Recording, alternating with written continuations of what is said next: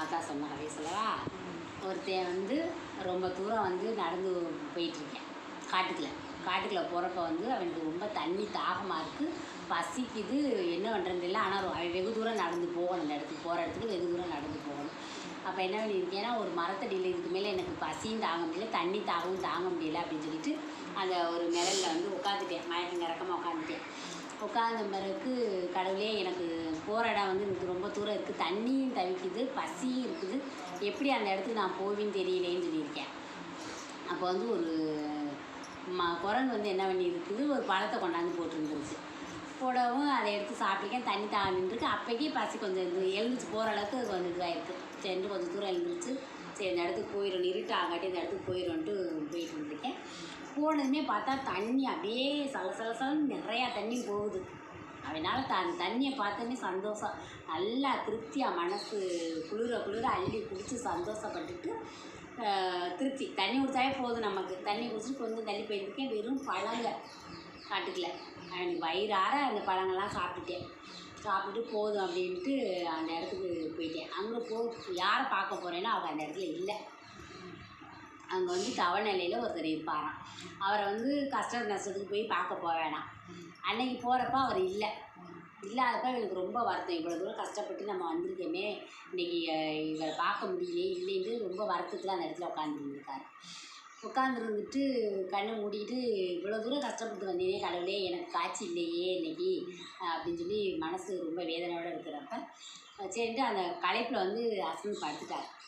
படுத்ததுமே கனவுல வந்து அவரே வந்து கேட்குறாரு, அப்பா என்னப்பா உன் பிரச்சனை, எதுக்காப்பா தேடி வந்த அப்படின்னு கேட்குறப்ப இவர் சொல்கிறாரு, நான் இந்த இடத்துக்கு வந்துட்டு போனாவே எனக்கு வெற்றியாக இருக்கும், எனக்கு ரொம்ப மனசு கஷ்டமாக இருக்குது, எனக்கு கவலையாக இருக்குது, அதெல்லாம் உங்களை பார்த்துட்டு போகலான்னு வந்தி, ஆனால் நீங்கள் இல்லைன்னு எனக்கு வருத்தமாக இருக்குது அப்படின்னு சொல்கிறப்ப அவர் வந்து உனக்கு என்ன பிரச்சனையோ அதை நான் தீர்த்து வைக்கிறேன் அப்படின்னு சொல்லிட்டு கனவுல சொல்கிறாரு.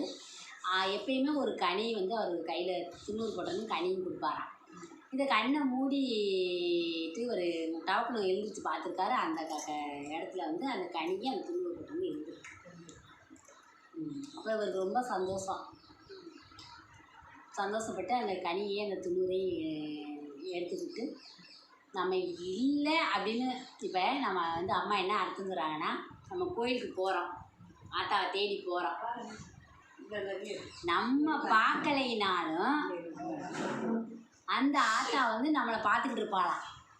சிலர் நம்ம கூட்டத்தில் போய் சாமியை பார்க்க முடியலன்னு சிரமப்படுறோம் வைக்கிறோம். எத்தனையோ கோயிலுக்கு ஒரு சிலர் போயிட்டு சாமியை பார்க்க முடியாமல் வரவளாம் இருக்கிறாங்க. அந்த மாதிரி தெய்வம் என்ன சொல்லுதுன்னா வந்து நம்ம வந்து பார்க்கல அப்படின்னு வருத்தப்பட வேண்டாம், அவங்க நம்மளை பார்ப்பாங்க. அந்த ஆத்தா வந்து என்ன சொல்கிறாங்கன்னா, நான் உங்களை பார்த்துக்கிட்டே இருக்கேன் மறைமுகமாக, நான் மறைஞ்சிருக்கேன்னு நீங்கள் நினைக்கிறீங்க, ஆனால் நான் உங்களை பார்த்துக்கிட்டே இருக்கேன். இப்போ நம்ம அம்மாட்ட போய் ஒரு கனியும் அந்த துண்ணூரே அவள் இடத்துல இருந்து எடுத்துகிட்டு வந்தாலே நமக்கு எல்லாம் வெற்றியாயிருமா.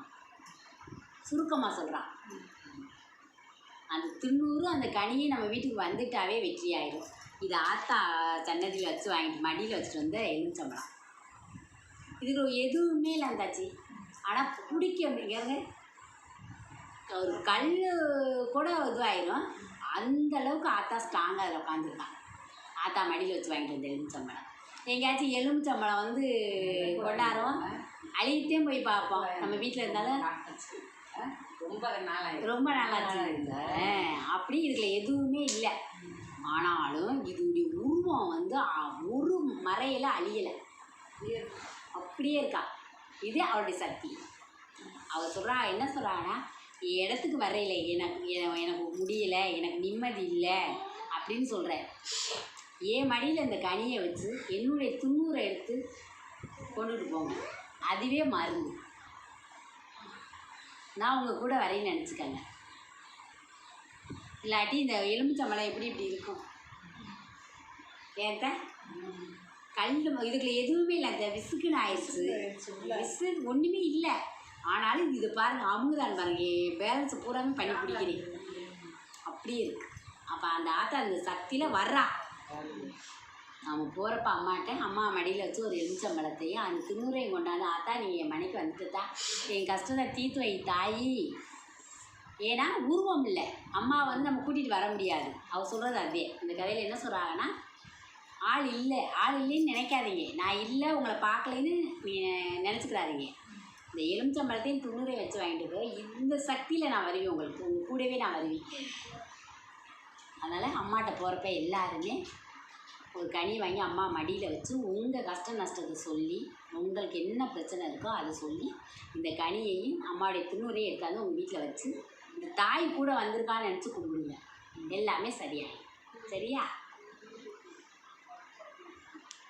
இன்னைக்கு மதியானம் அம்மா சொன்ன கதை